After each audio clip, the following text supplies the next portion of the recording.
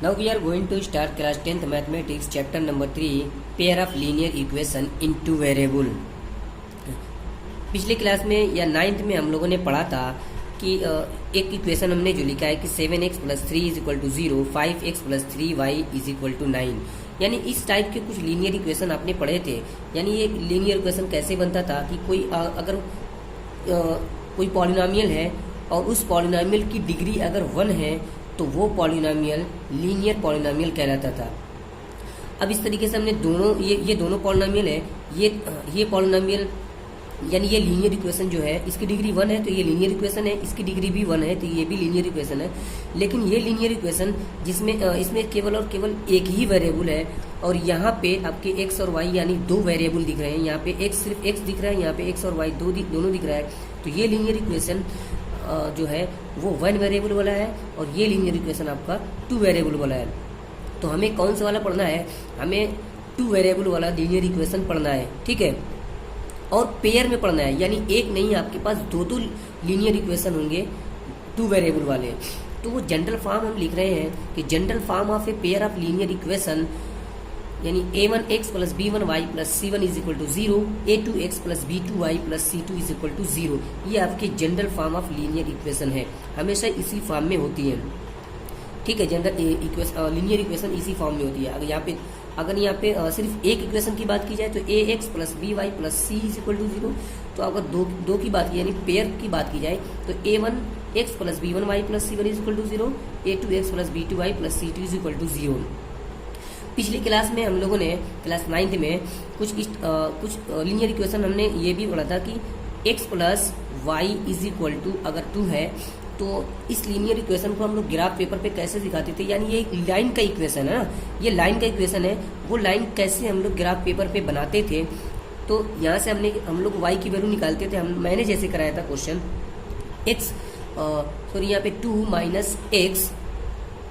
तो इस तरीके से यहाँ पे x की डिफरेंट वैल्यू रखते थे और x और y की वैल्यू हम लोग फाइंड करते थे, ठीक है।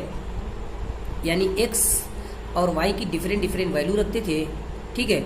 तो जो भी वैल्यू रखते थे और ग्राफ पेपर पे इसको हम लोग ऐसे कुछ शो करते थे। मान लीजिए हम लोगों ने कुछ ऐसे शो कर दिया ना, कुछ ऐसा।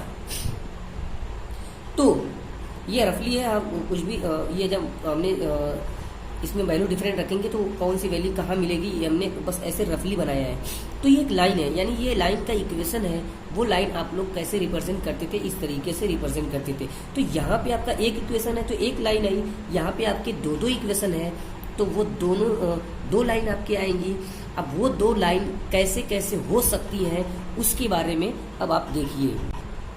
तो जब 2 इक्वेशन होंगे आपके पास तो वो दोनों इक्वेशन जब हम ग्राफ पेपर पे शो करेंगे तो वो दोनों लाइन कैसे कैसे हमें रिप्रेजेंट कर सकती हैं। या तो वो दोनों लाइनें एक दूसरे को कट करेंगी जिसको हम बोलते हैं इंटरसेक्टिंग लाइन, या तो वो दोनों लाइनें एक दूसरे के पैरेलल होंगी, ठीक है, या वो एक दूसरे के ऊपर आ जाएंगी, कोइंसाइड कर देंगे। यानी ये एक लाइन है और ये वाली एक लाइन है, ये एक दूसरे के ऊपर आ जाएंगे, है ना।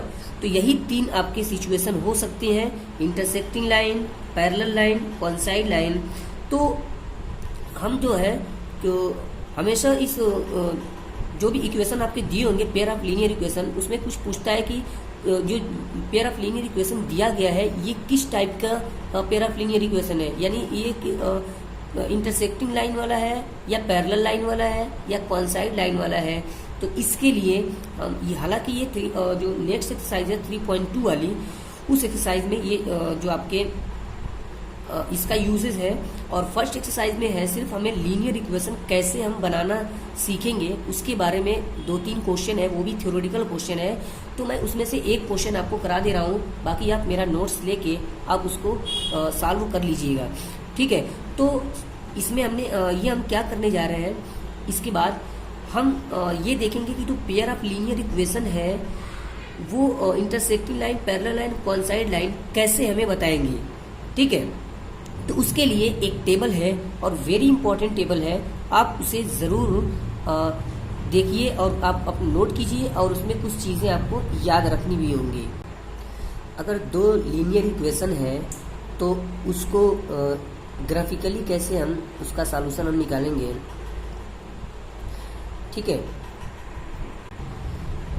मान लीजिए दो लीनियर इक्वेशन है हमारे पास, ठीक है, उसे ग्राफ पेपर पे कैसे शो करना है या शो करने के बाद वो दोनों लीनियर इक्वेशन हमें क्या रिप्रेजेंट करेंगे, यानी वो लाइन दोनों कैसी होंगी, ये पूरा टेबल आपको बता देगा। और किन दोनों लीनियर इक्वेशन के कैसे सॉल्यूशन होंगे वो भी ये पूरा टेबल आपको बता देगा, ठीक है। तो मान लीजिए आपके पास ये दो लीनियर इक्वेशन है ना, तो इसमें A1 यानी जो फर्स्ट लीनियर इक्वेशन है उसमें आपका x का कोफिशिएंट को A1 बोलते हैं और y के कोफिशिएंट को B1, और जो बिना आपके वेरिएबल वाला है उसे हम पूरे को C1 बोलेंगे। इस तरीके से सेकेंड जो लीनियर इक्वेशन होगा उसे हम x के कोफिशिएंट को A2, y के कोफिशिएंट को B2 और जो भी बचा हुआ यानी वेरिएबल जिसमें नहीं होंगे वो आपका C2 होगा। तो इस तरीके से graphical method of solution of pair of linear equation, यानी अगर इसको ग्राफ से अगर देखा जाए तो इसको कैसे हम बता पाएंगे कि ये लीनियर इक्वेशन किस टाइप का है। यानी अगर A1/A2 के इक्वल ना है B1/B2, यानी A1/A2 is not is equal to B1/B2 है, तो वो लाइन कैसी लाइन होंगी, वो लाइन इंटरसेक्टिंग लाइन होंगी, ठीक है। तो बिना ग्राफ पेपर बनाए हुए भी हम किसी भी दो इक्वेशन को हम बता सकते हैं कि वो हमारा ग्राफ पेपर पे कैसे शो करेगा। बिना ग्राफ बताए हुए हम बता सकते हैं कि वो लाइन कैसी लाइन होंगी, ठीक है। यानी हम A1/A2 और B1/B2 को चेक करेंगे, अगर दोनों इक्वल नहीं आए तो तुरंत हम कह देंगे वो दोनों लाइन जो है, वो दोनों इक्वेशन जो है वो कैसे इक्वेशन थे, यानी किस लाइन का इक्वेशन था, इंटरसेक्टिंग लाइन का इक्वेशन था, और उसका ओनली वन सॉल्यूशन होगा, यानी जिसको हम यूनिक सॉल्यूशन भी बोलते हैं, एग्जैक्टली वन सॉल्यूशन, उसके अलावा कोई और सॉल्यूशन हो ही नहीं सकता, ठीक है। यानी इस लाइन ने इन दोनों लाइन ने एक जगह एक दूसरे को कट किया है, सिर्फ एक ही जगह एक दूसरे को कट किया है, इसलिए इसको हम बोलते हैं इंटरसेक्टिंग लाइन, यानी ओनली वन सॉल्यूशन, एक जगह कट किया तो वन सॉल्यूशन, जिसको हम कंसिस्टेंट भी बोलते हैं, ठीक है।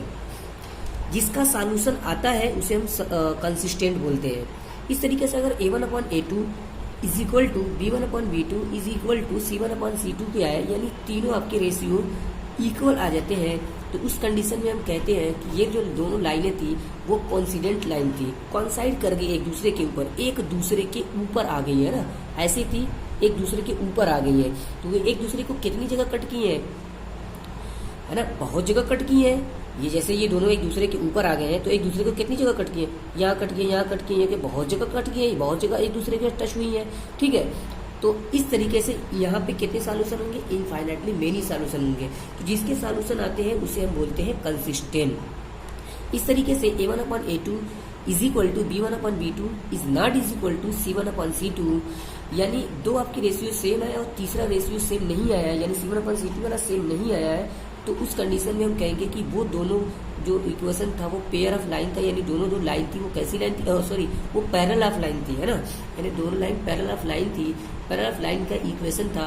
और अगर ये दोनों लाइन पैरेलल है तो क्या ये एक दूसरे को कभी कट करेंगी, कभी एक दूसरे को कट करेंगी, कभी नहीं कट करेंगी। तो जब कट ही नहीं कर रही है तो वहाँ पे क्या होगा, नो सॉल्यूशन होगा, जिसे हम क्या बोलते हैं, इनकंसिस्टेंट बोलते हैं, ठीक है। तो इस तरीके से हम जब सेकंड एक्सरसाइज 3.2 वाली करेंगे तो वहाँ पे इस टेबल का यूज़ बहुत ज़्यादा होगा।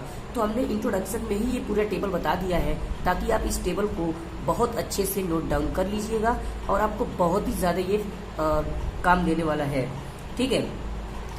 तो अब हम एक्सरसाइज 3.1 के एक क्वेश्चन करेंगे, उसके बाद हम लोग एक्सरसाइज 3.2 के कुछ क्वेश्चन करेंगे, ठीक है। Okay, thank you.